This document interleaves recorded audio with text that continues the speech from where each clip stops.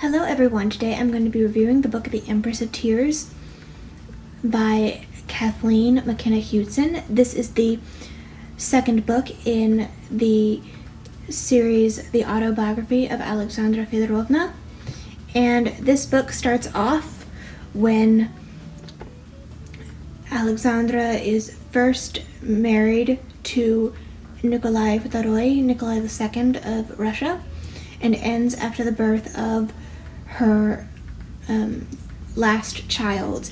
And this whole book is basically her getting used to the Russian court. The Russian court was very, very strict, and there were protocol upon protocol upon protocol.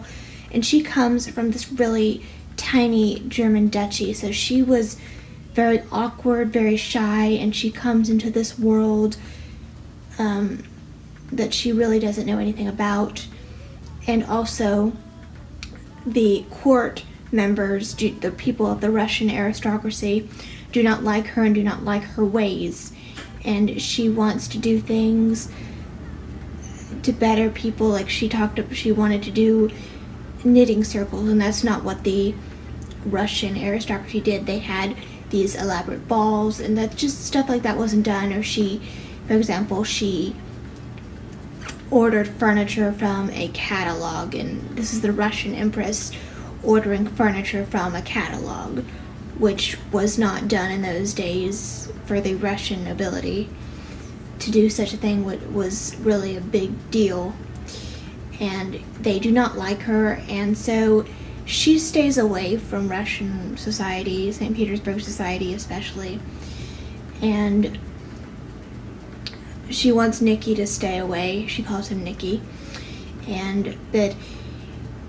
she doesn't understand that she loves her husband, but she doesn't understand that along with marrying her husband, her loving Nicky, she's also married the institution of Imperial Russia, and she is also has the duty of producing a male heir because of the Salic law back in the day, the Russian aristocracy, because of, I think, Paul I started Salic law, which is only a boy could inherit, so she needs to have a boy, and it's just mainly about her struggles and the stuff she's going through in this Russian court and this sort of stifling environment. And there are times when you feel bad for Alexandra, and there are times that you just get frustrated with her. She just would fly off into these kind of tangents in this book. I don't know how true this book is. I think it's pretty truthful, to be honest. And she just flies off into these tangents, and she has to deal with her mother-in-law. Nicky really listens to his mother, and his mother has a big influence, and she's trying to wield her influence and her power and all of that stuff, and it's just her dealing with that, and that I can understand. But also she doesn't understand that she has things to do. She's Empress of all the Russias. She has things to do. She just can't sit at home and have a nice domestic life with her family, which is what she wanted. That you cannot do that when you're in that position, and that's what she wanted, and that was pretty much her downfall. And her and Nikolai's downfall is they try to retreat because just of different reasons, and you can't do that. So there are times when you're just like, you need to figure this out and work for your people and figure it out and be brave. And no one, apparently I've watched a lot of documentaries about this, and no one had really done that. They kind of gave in to her, and they would dose her with chloroform. There was a lot of references in this book how they would dose her with chloroform, and just things like that, just because she said that she had certain pains And some of them were probably real, but then other ones were probably just her just not wanting to deal with it, with just life. She did have 5 pregnancies, pretty much one right after the other.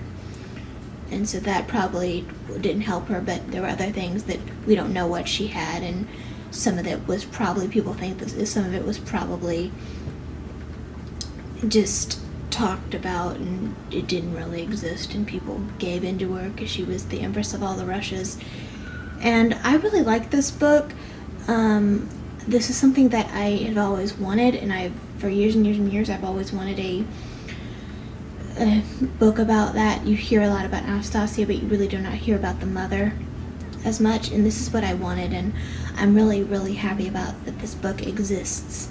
So yeah, if you're into that, I would definitely give it a read. And I think it's really good for people that do not know about Imperial Russia.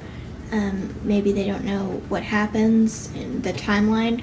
I think this would be a really good book to kind of start, because for someone like me, I kind of know what's going to happen, but someone who's never read about this kind of stuff will not know what happens. So it's kind of a not like a suspense mystery, but just something keep you on your toes kind of thing. So yeah, this is my book review, and right now I just started reading The Princess Diaries. I wanted to read something a lot more light, because this book about Alexandra Fyodorovna was very, very hardcore, so I wanted to read something a lot more light and cute and childish. So yeah, so this is a really good book, and let me know if you enjoy it or if you've read it, and I love to hear what you guys think in the comment section. And thank you to all of my new subscribers. I know since I've uploaded last time, I've had a few subscribers, so thank you very much. So I hope you have a good day, and tomorrow's my birthday, and I might do a birthday live stream, I don't know. Maybe talking about the Switch. I just got a Switch. So yeah, that's all I wanted to say, and I hope you have a really good day or evening wherever you are. Bye.